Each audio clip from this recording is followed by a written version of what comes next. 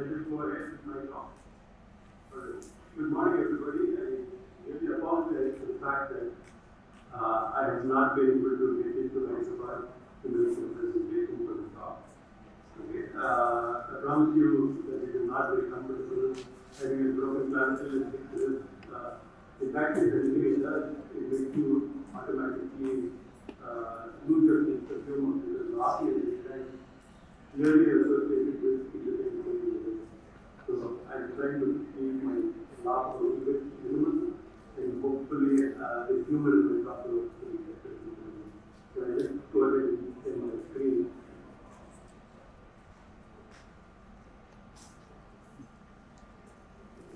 The intent of my talk was to try and say that in combine the so-called evidence and experience in the management of the interactive compromise and talk.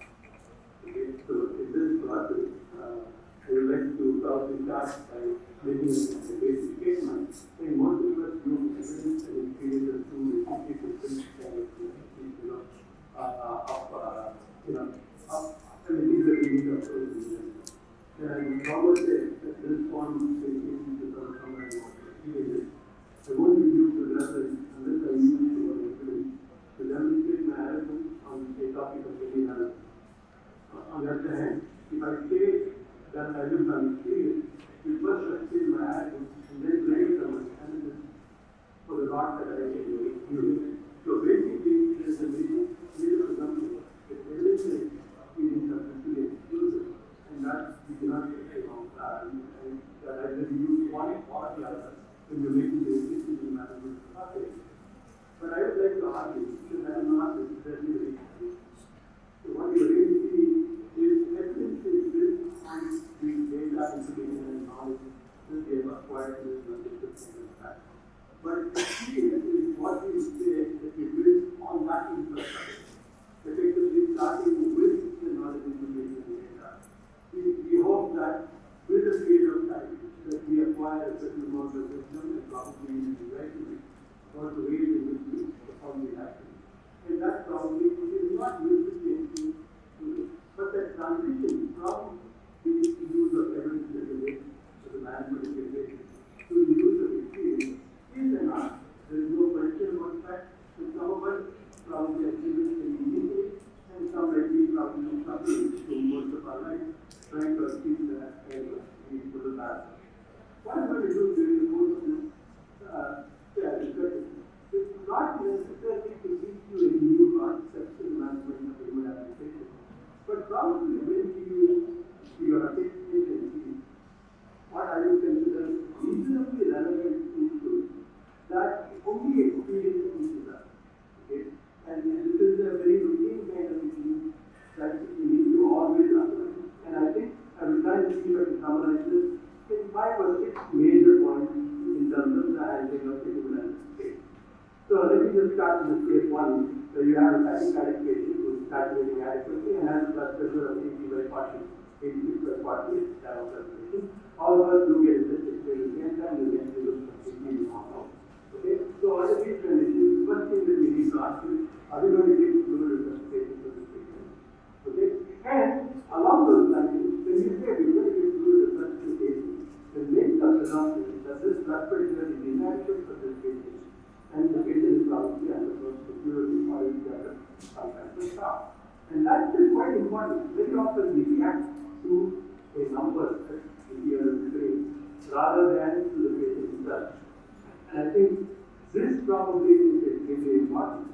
If the patient is shocked, if I told you that this patient was looking confused, was short of breath, okay, was having physical cyanosis and demonstrating some kind of metabolic activity, all of us will probably agree that this patient is shocked. And along those lines, the first thing that you will ask is, are we monitoring him adequately? Do I have a non-invasive blood pressure, a heart rate, and an oximetry? I think basically what we are monitoring is cardiovascular performance. We're also looking at cardiovascular performance in terms of blood pressure, and we are monitoring the blood pressure. Okay? The question that we will always ask is that blood pressure monitoring more than adequate? And here again, I think this is where we need to grow with our own maturity. If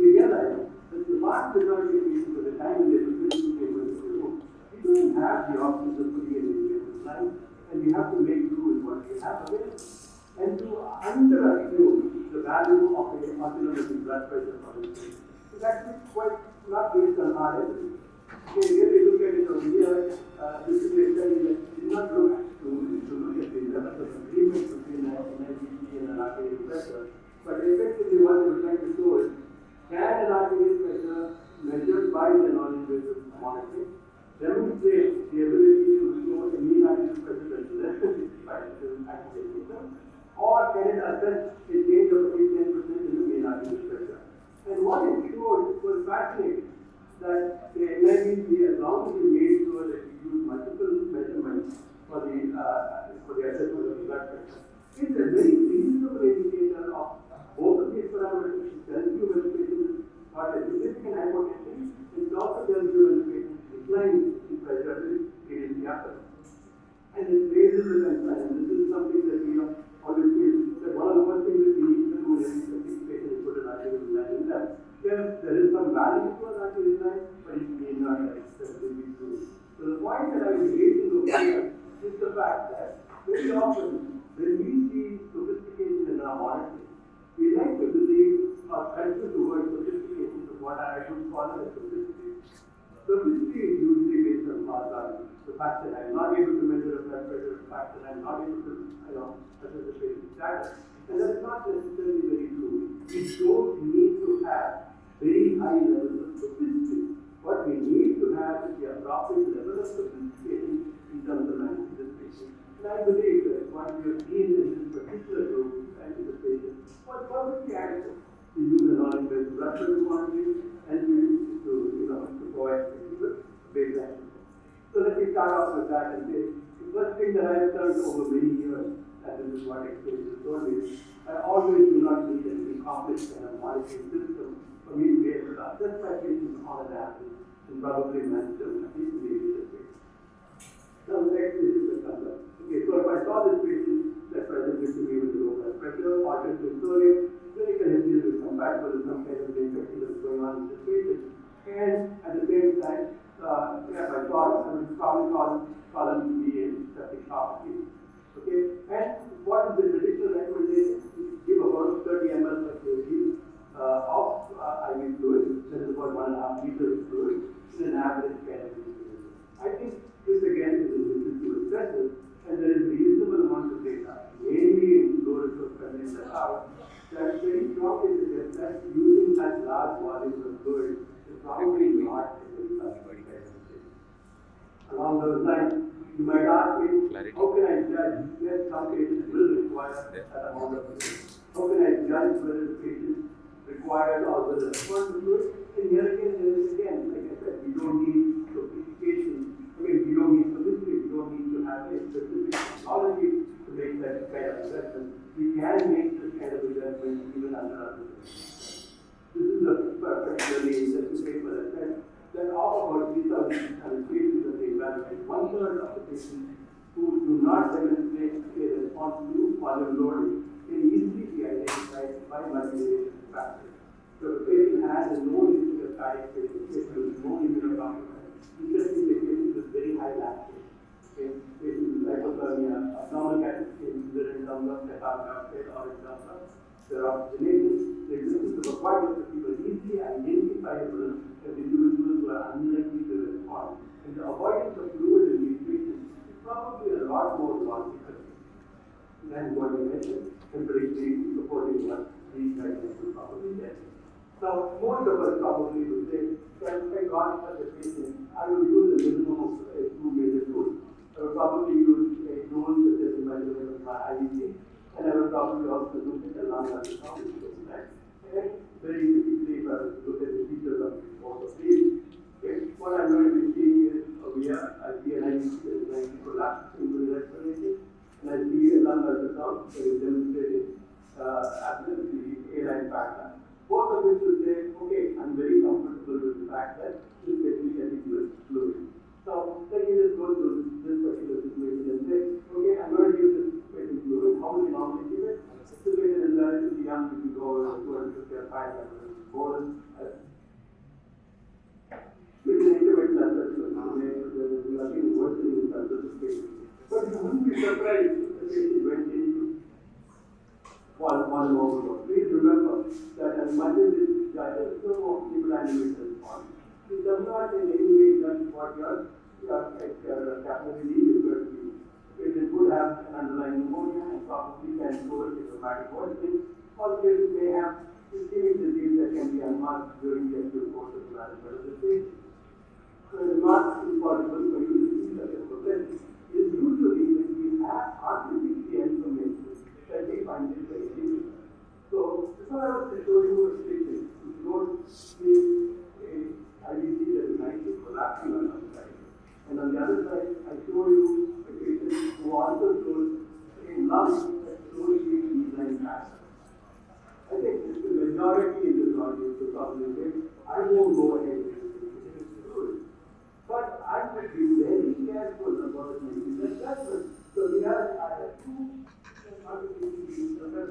You may say, okay, the IVC collapse is not necessarily a piece of evidence of volume responsiveness, but it certainly can be that it is unlikely adverse reaction to the The second thing is, when I see this behind pattern, there is a big presumption in most of our heads that behind almost always mean volume overload.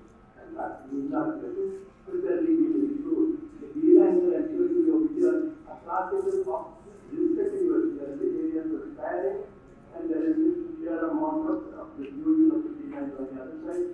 Very strongly suggestive of more like a pneumonia, and a patient with pneumonia need not necessarily be volume. I think I want to make a distinction over here that every beeline is not heart failure, and every beeline does not mean that the patient is volume overloaded. Your beeline certainly raises your concern about volume resuscitation of such a patient, but at the same time, there may be situations where a patient may have an underlying pneumonia and probably need more resuscitation. If other pieces of evidence will show you the collapsing IVC, maybe other pieces of evidence that have come down to a little later, say a pulse volume response, all of that would be something that I would use to guide my analysis. So again, a nature it would be typical of what somebody with an evidence base will do, but not necessarily with any hard experience will do, is to probably not to give the patient fluid, but other reasons you probably can give some degree of anxiety.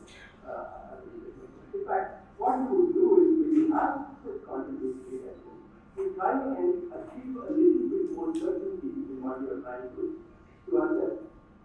So for instance, if I saw the same patient who had that IVC that was collapsing, the beelines that were very pleasant, and showed me these features on his blood pressure, the question that I would say, I'm not very sure whether this patient will respond to volume or not. Is there some way we can add to this?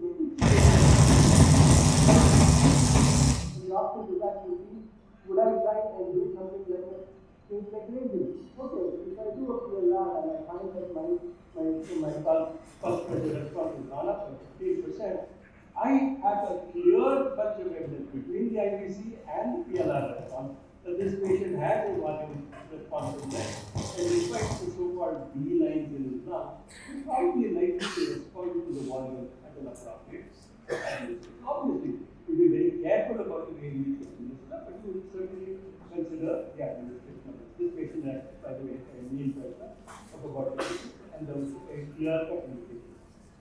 Now, we all know the performance of the PLR, okay?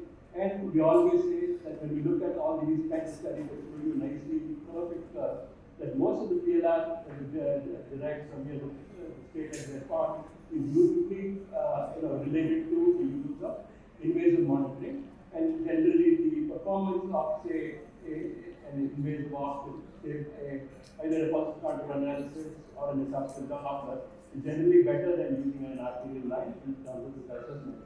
So the first question that you will always ask is, okay, so you say you're going to use something like a PLR, but you know that the PLR is so inefficient in terms of assessment, particularly when you're using non-invasive kind of model, or not, when you're using just an arterial line option. Okay, should I be using something more sophisticated like this? Should I be buying something like this? And then answer to that again is something that only experience can tell us. Really, when you look at these instruments, they improve the sensitivity of your judgment, but but not necessarily the specificity of their judgment. So when a VLR is demonstrated on a patient, even in a state like rating, it is a strong indicator of volume need rather than of anything else.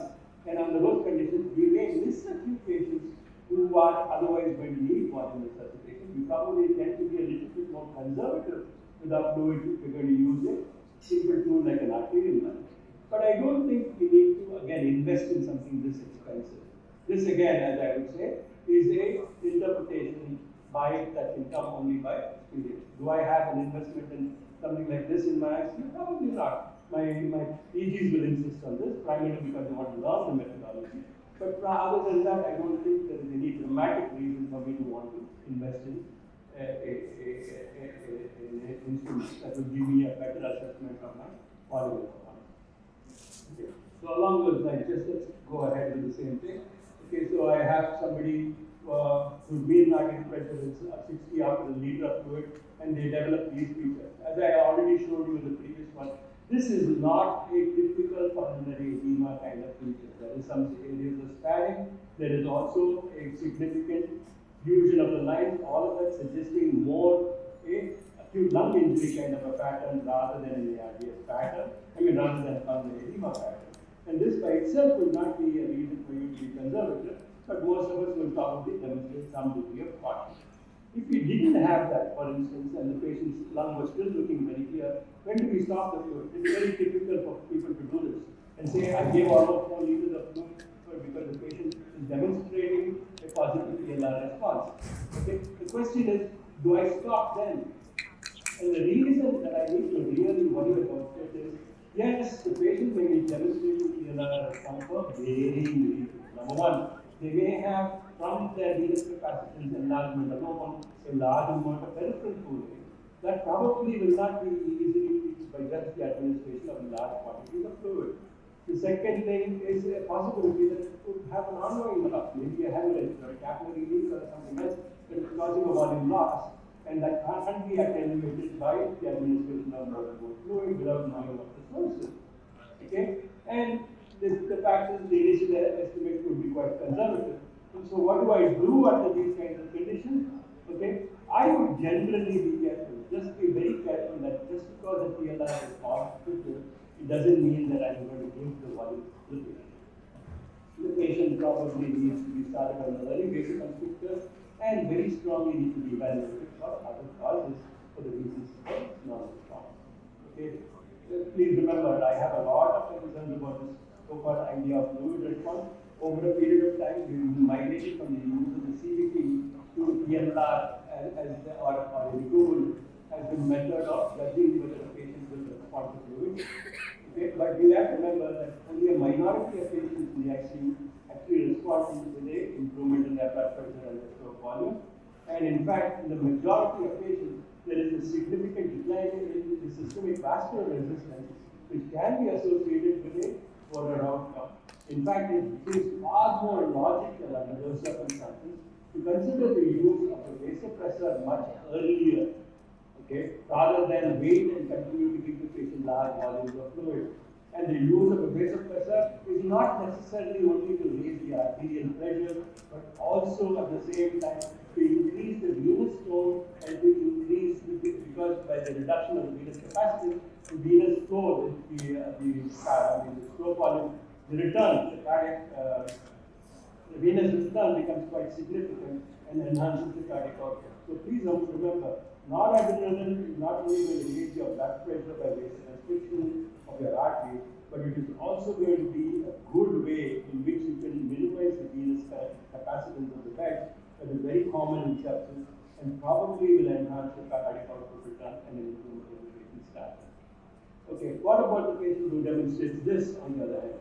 The patient again presenting with sepsis, very clearly demonstrating to me a significant global impairment of LV function.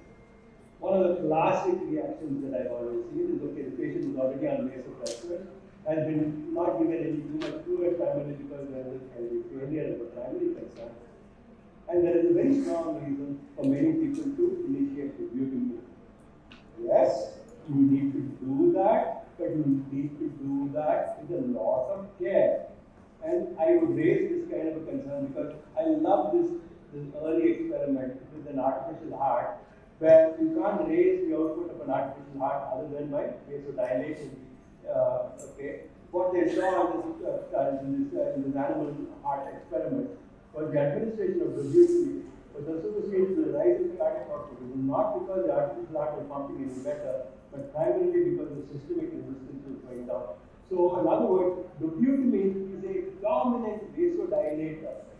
And if you cannot help the heart at the same time, the vasodilatory function of dobutamine, and for that matter, most inotrope, will actually be a negative effect in terms of what happens to the blood pressure.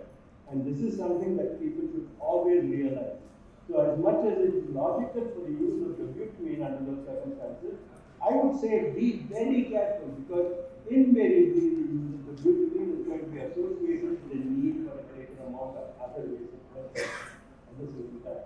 And please remember, when you have hypovolemia, sepsis, or heart failure in which there is no protection of the vessel, the administration of an inotropic agent will not improve the cardiac output, but will increase the vasodilation, and as a consequence may cause an adverse reaction in exactly the opposite side of the vessel. So the last issue that we probably need to talk about, and this is something that we talk about very often, is what about lactate as a method of monitoring a patient's group with severe shock, and why can't you use that as a logical kind of step? Yeah, I think the basic parameters seems to imply that if there is an inadequate perfusion and anaerobic dialysis, there is going to be a production of pyruvate and ultimately transportation of lactate, and that the higher the lactate is, the poorer the outcome is. So as a consequence, there are many people who focus on this high lactate and attempt to drive the lactate down with inotropic support. But as we said, as much as it is a good marker of the severity of underlying illness, there is absolutely no data to show you that bringing the lactate down, here is a comparison between patients in whom aggressive reduction in lactate was attempted versus a control group in whom there was just an observation. The change in lactate over a period of time is exactly identical. It is nothing in the therapy that brings down your lactate. It is an improvement of the patient's status that usually makes the improvement in their lactate. And attempting to bring the lactate down in a logical kind of a way is completely inappropriate. I think always my suggestion to you, use the lactate as a marker of organ dysfunction, but not necessarily, and probably as a marker of prognosis over a period of time, but not necessarily anything that you will be using for the titration of your test. On the other hand, something as simple as a capillary refill seems to be a much better indicator of the ability to resuscitate. Here is a comparative study between the use of lactate-directed therapy and a capillary refill-based therapy, and they clearly showed that the survival, okay, here is about a 5%, I mean a 10% change, and in this particular study there was no statistically significant, but a subsequent Bayesian analysis of this seemed to strongly imply that something as low-tech as capillary refill gives you a better way of judging the patient's own hemodynamic responses, and therapeutic responses to a specific therapy can be judged by the judgment of your capillary refill rather than your lactate level. Okay, and ultimately, the one thing that I wanted to say is, and you saw it over here, would you laugh at this? I would laugh at it right now, though I said my broken ribs don't allow me to laugh too loud. Okay, I cannot see an IVC that is that collapsing, along with the other two features that I'm seeing over here, which is a flattening of my septum and a tricuspid regurgitation. Okay, I've seen this very commonly, okay, where people will say, okay, the patient has right heart failure. Okay, how do they judge right heart failure? Not the ER, but usually they say the septal flattening. But what happens to the IVC? Oh, the IVC looks like it's collapsing. This is a rare possibility. More often than not, the IVC will not collapse in patients with this degree of significant right heart failure. And if you do see something like this, you need to raise your concern. One of the classic problems that I get reported echocardiograph by a junior will be to say that septal flattening but the IVC collapsing will be usually because they have probably misplaced mal-rotated the echo probe, and as a consequence are demonstrating a pseudo backing of the septum. So I would be very careful about the interpretation of all this data. So what I basically summarizing over here is this. While the information based in the data have provided us with a reasonably strong set of material for the manipulation of our patient, these have to be interpreted very, very carefully. And I think these other issues are equally relevant. Okay. Number one, the quality of the certainty of evidence. I demonstrated this in the B-line pattern that I was showing you. A B-line need not necessarily mean that it is volume overload, and the quality of the evidence to suggest it is volume overload is low. So to interpret that requires a certain amount of interpretation, options in terms of your ability to make a judgment that becomes quite important. The second issue is on balancing benefits and harms. So when you see somebody with a seeming B-line overload and a clear-cut volume responsiveness and other features that are suggesting that volume may be more logical, you may do it again with a lot of care. The last thing that I wanted to say is resources and costs, and particularly the patient's own preferences for what they would like to have done on them is extremely important. Being non-invasive is necessary, and probably using methodologies that are less expensive is equally important. As I demonstrated over here, I don't need to use anything more than an arterial line for me to judge volume responsiveness. I don't need to be expensive in terms of trying to accelerate to the most sophisticated continuous cardiac output measurements for me to make those kinds of judgments. So broadly, as I would say, I'm going to leave you over here and say that evidence and experience are complementary pathways to knowledge. Evidence that is unsupported by experience has its limitations, and the experience that ignores the evidence is just ineffective. Okay, it is a borderline to senescence. Thank you very much for hearing me out. I hope I have not exceeded my time excessively, or if I have, I apologize. I think you can forgive me for the fact that I'm speaking through a fracture and showing you my arms. Okay. And through my fracture. My fracture is not so much of my arm that matters, but very clearly my ribs that matter.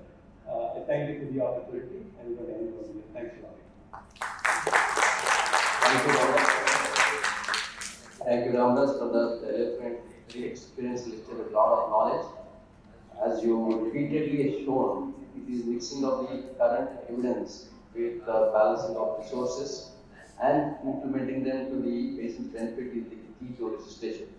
Volume resuscitation continues to be a very applicable subject, and I'm sure the audience would have thoroughly enjoyed and learned a few valuable points from the lecture.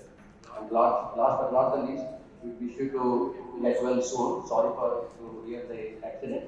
And I will open the topic for discussion to the audience and my colleague, the chairpersons.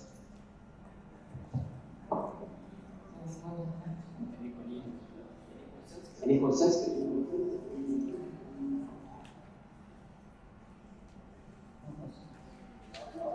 Any questions, Ramdas? I would just like to place an observation on record that when we are resuscitating patients with inflamed organs, our experience is that the inflamed organ leaks more. For example, if you have a pneumonia in shock and you give excess fluid in the early stage, we end up in pulmonary edema. The same is true for peritonitis. So the valuable point that we put in one of the slides, I believe vasoconstriction through agents like Norepinephrine is very valuable and helpful and prevent edematous organs and organ dysfunction. Thank you. I think I do appreciate that. That's why people who otherwise look normal and respond with pulmonary edema, inflammation does create a lot of problems, and I completely appreciate the point. I think again, this is the point that I was